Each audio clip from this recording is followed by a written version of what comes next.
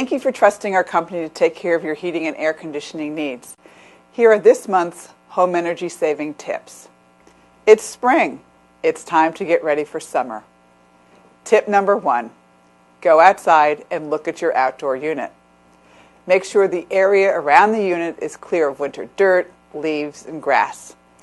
Your unit needs proper air movement to work efficiently.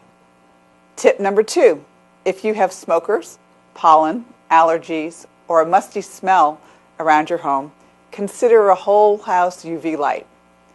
A whole house UV light eliminates these odors, molds, bacteria, pet odors, and musty smells throughout your home. Call us at the number below for more information.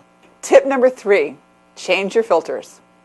A clogged filter causes your HVAC system to work harder. It's like breathing through a paper bag. It uses more energy. Clogged filters cause you to write larger checks to your utility company. It's time to have your air conditioning system maintained by a professional company like us. Manufacturers recommend that you get your system checked and maintained at least once per year to save money on your electric bills.